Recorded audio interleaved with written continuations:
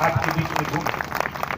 तीसरा कानून शिक्षा के सवाल पे, जो पढ़ाई कॉन्वेंट में, नर्सरी में, प्राइवेट में हो रही है, वही पढ़ाई, वही पाठ्यक्रम हम सरकारी स्कूल में लागू करेंगे।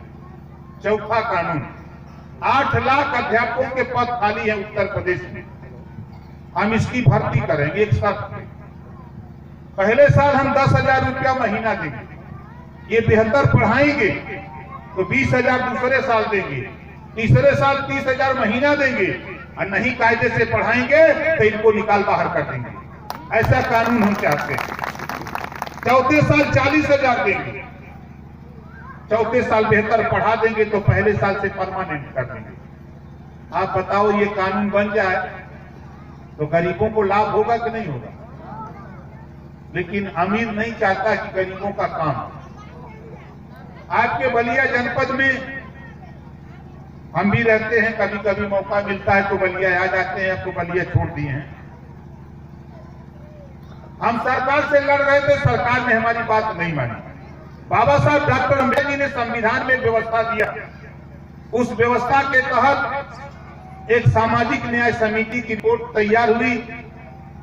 27% आरक्षण जो पिछड़ों को मिल रहा है, उन्हीं का, गोड़ का, पति का, चौहान का, बिंद का, केवट का, मल्लाह का, राजभर का बेटा हिस्सेदारी ले रहा है। इसको हम लोगों ने, जब मैं सरकार में था तो 3 भागों में बांट दिया।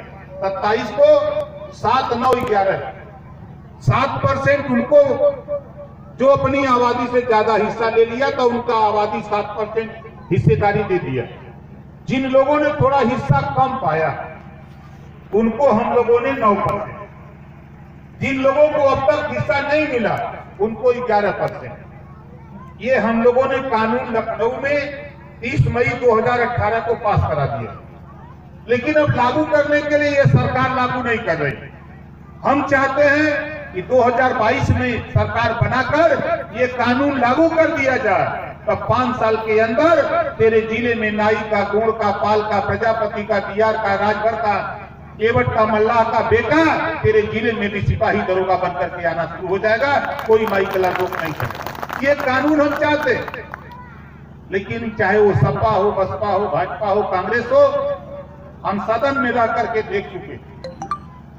अपनी पार्टी से 4 MLA हैं, 399 विधायक सपा, बसपा, भाजपा, कांग्रेस के हैं।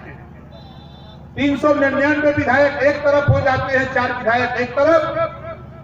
अब अकेले जब ओम प्रकाश राजभर सदन में बोलता है तो कोई भी नेता तेरा वोट लेने वाला ओम प्रकाश के साथ तेरे इशू पर खड़ा नहीं होता।